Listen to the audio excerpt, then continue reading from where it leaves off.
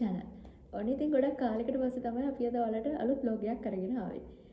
මේ ඇවිල්ලා අපිට මේ දවස්වල තියෙන ලොකුම ප්‍රශ්නයක් ගැන තමයි අද අපි කතා කරන්න යන්නේ. ඒ කියන්නේ මුදල් ප්‍රශ්න. ඒ කියන්නේ කොහොමද අපි මේ සල්ලි කළමනාකරණය කරගන්නේ කියන එක ගැන පොඩි අපි පාවිච්චි කරන ටිප්ස් ටිකක් ගන්න.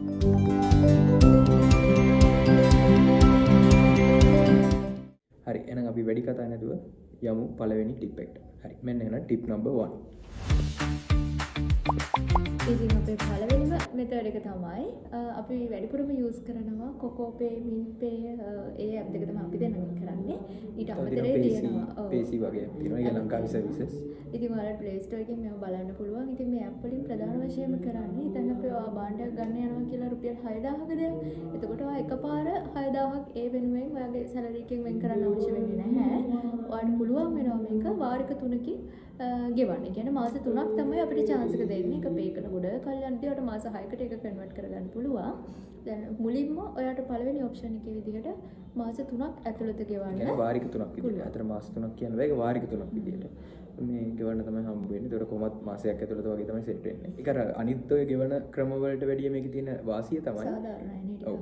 ගොඩක්ම يعني පොඩි සර්විස් charge එකක් විතරයි ඇඩ් වෙන්නේ. සමහර shops වලින් ගද්දි තියෙනවා ලොකු charge එකක් ඇඩ් වෙනවා. සමහර ෆෝන් එකක් ඒ වගේ ගද්දි ලොකු charge එකක් ඇඩ් වෙන්න පුළුවන්. ඒකත් සමහර වෙලාවට අර ස්ප්ලිට් කරලා බැලුවාම ඔව් ස්ප්ලිට් කරලා බැලුවාම ලොකු ප්‍රශ්නයක් නැති වෙන්න පුළුවන්.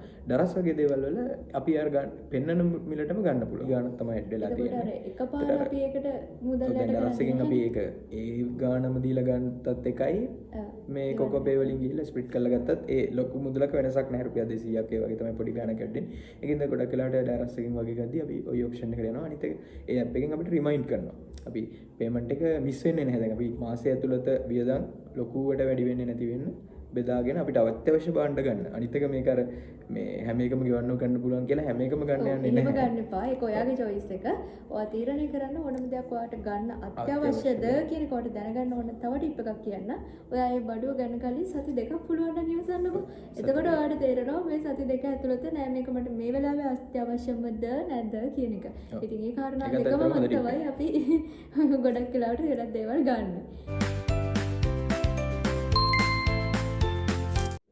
ඉතින් අපේ දෙවෙනි ටිප් එක තමයි අපි ගොඩක්ම පාවිච්චි කරන ඔන්ලයින් shopping platforms. ඒ කියන්නේ දරස් වැඩිපුරම කරන්නේ දරස් එක. ඊට අමතරව තව ඉතින් පොඩ්ඩක් ලෝකල් මාකට් එකේ චුට්ටක් හොයලා බලනවා ඒ ගණන් ඇත්තටම ඕකේද කියලා.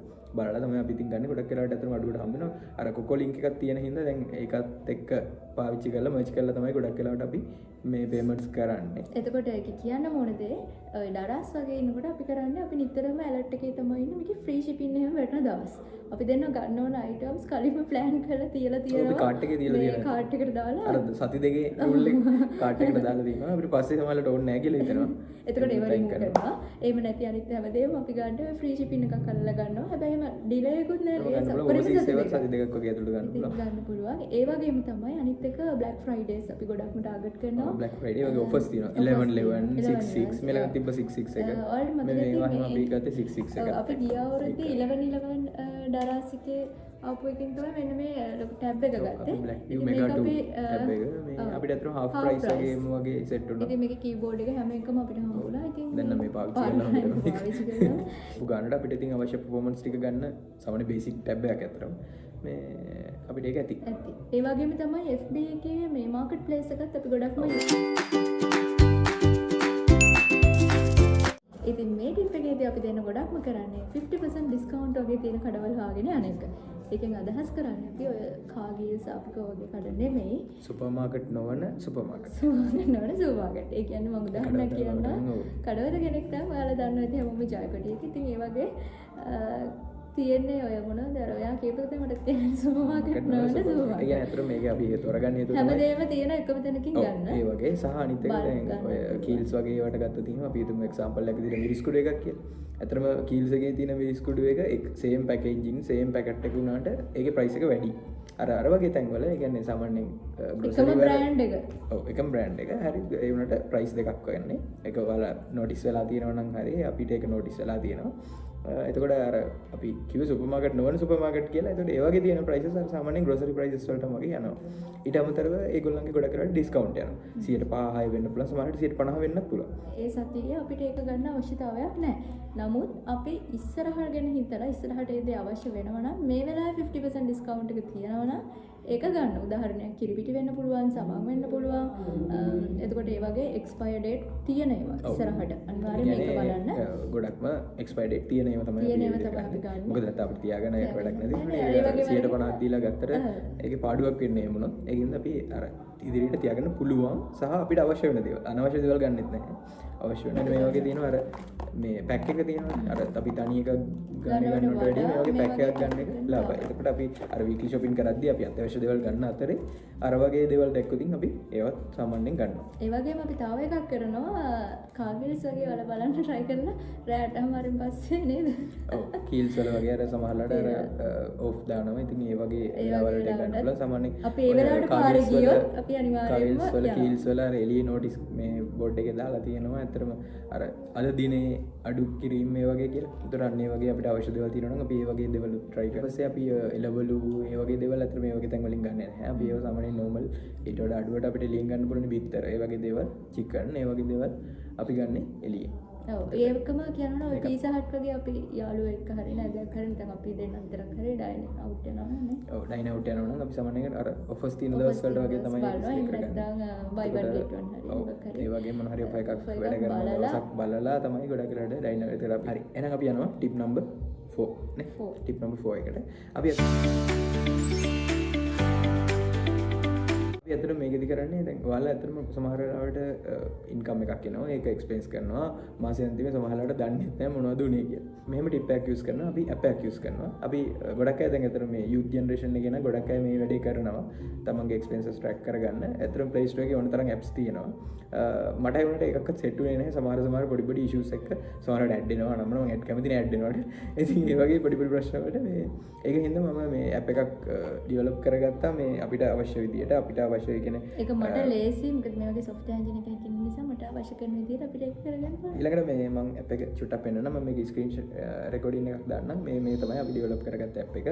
මේක ඇත්තටම මේ අර 30-50-20 රූල් එකත් එක හැමදේම කියන්නේ ෆයිනෑන්ස් ප්‍රින්සිපල්ස් ගොඩක් ඇප්ලයි කරලා හදපු ඇප් එකක්. අපි තාම මේක Play Store එකෙන් ලොන්ච් කරලා නැහැ. මේ අපි හිතන් ඉන්නවා මේක ලොන්ච් කරන්න. ඉතින් අපි මේ දවස්වල ට්‍රයල් කරානේ. දැන් අපි මාස 3ක් විතර ට්‍රයල් කරා. දැන් දැනට ඔෆිෂියල් යාළුවන්ට ඒ වගේ ෂෙයා කරගෙන අපි දැනට කරගෙන යනවා. එල්ලිම හැදුවේ ඔය සැලරි එක ගත්ත ගමන් අපි ඒකට අප්ඩේට් කරනවා.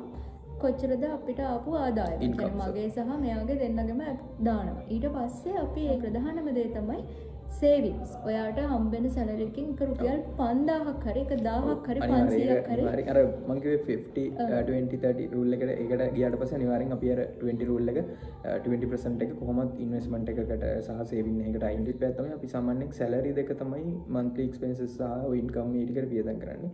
අපි ඉතුරු තව මොනවා හරි අපිට income හම්බ වෙන දේවල් අපි ගොඩක් වෙලාට ඒ සේවින් සහ ඉන්වෙස්ට්මන්ට් වලට විතරයි යූස් කරන්නේ.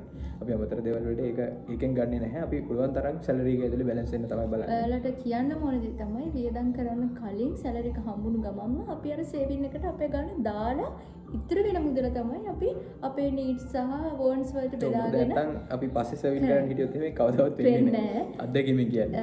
එහෙම වුණා අපිට. ඊට පස්සේ තමයි අපි ওই ටිප් එක කරන්න පුරුදු වුණේ. ඒකේ ඔයාලට ලස්සනට ડ્રાෆ්ට් එක පෙන්නනවා ඔක්කොම ඒකේ ස්ක්‍රීන් ෂොට් එකක් දාන්න. ඒ ගැන අවශ්‍ය නම් කියන්න අපිට ඕන එක වෙනමම වීඩියෝ එකක් අපිට වෙනම ටියුටෝරියල් එකක් ගන්නත් පුළුවන්. මේ එක්ස්පෙන්ස් ට්‍රැක් කරන එක ඇත්තටම හරිම ඉෆෙක්ටිව්. මාරම වටිනවා. ඒකේ තියෙන ගාණයි අන්තිමට අපි ගාව වොලට් එක ඉතුරු වෙන ගාණ, පෙටි කෑෂ් එක අපි ගාව තියෙන ඉතුරු වෙන ගාණ හැමදේම බැලන්ස් වෙනවා. බැලන්ස් වෙනවා සහ එතකොට අපි අර එතනින් එහාට වියදම් කරන්න යන ප්‍රමාණය ගොඩක් ඇත්තටම අඩු වෙනවා. අපි අර ඒ ඉන්න සීමාව ඇතුළෙම ඒ වියදම් ටික කරගන්න තමයි අපි try කරන්නේ. මොකද එතන track වෙලා පෙන්නන හින්දා අපි දන්නවා එතකොට අපිට තව මෙච්චරයි ඉතුරු. තව මෙච්චරයි ඉතුරු. ඒක අපේ ඔළුවේ තියෙන නිසා අපි පොඩ්ඩක් අත්‍යවශ්‍ය නොවන දේවල් පොඩි ඩිලේ එකක් කරනවා. හරි. එහෙනම් අපි ටිප් නම්බර් 5 එකට යමු.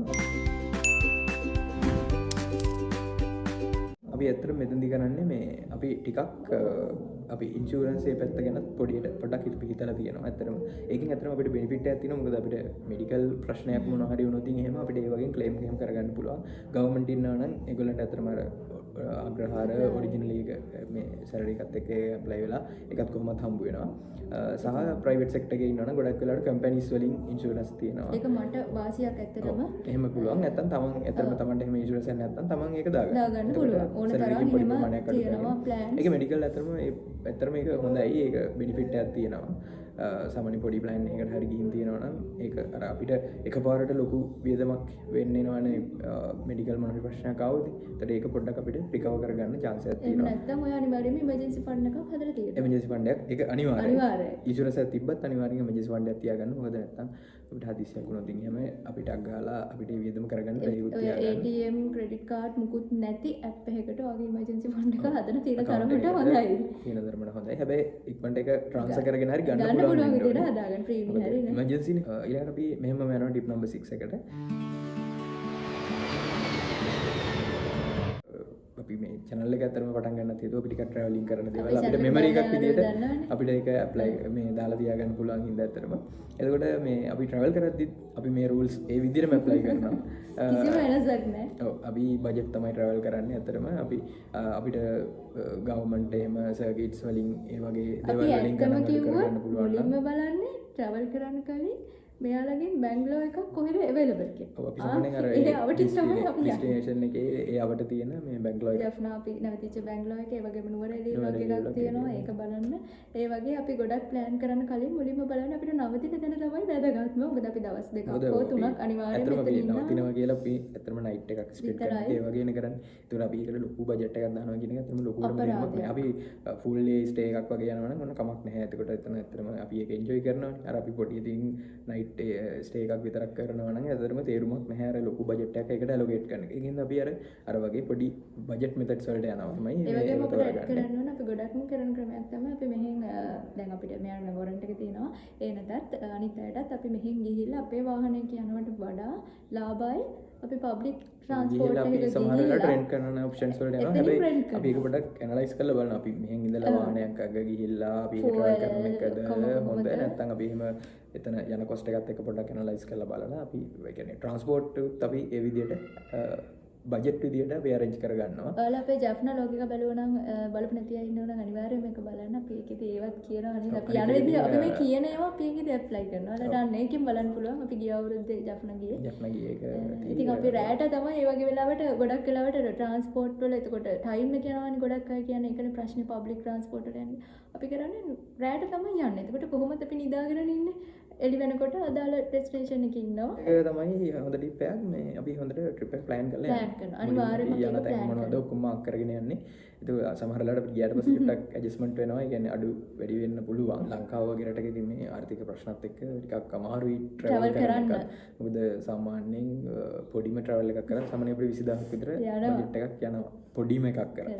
එතකොට මේ අපි ඒ බජට් එක බැලන්ස් කරගෙන අපි අවශ්‍ය දේවල් කපාදු කරලා නැහැ. හැබැයි අපි අවශ්‍ය දේවලුත් කරගෙන බජට් එකත් බැලන්ස් කරගෙන හැමදේම බැලන්ස් කරගෙන තමයි අපි අතර මේ ළඟදී අපිට ලොකු travel එකක් යන්නත් බැරි වුණා.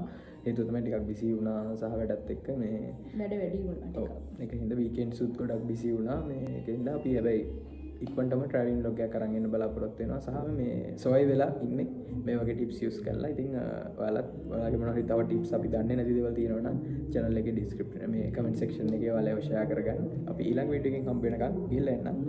Bye. Bye.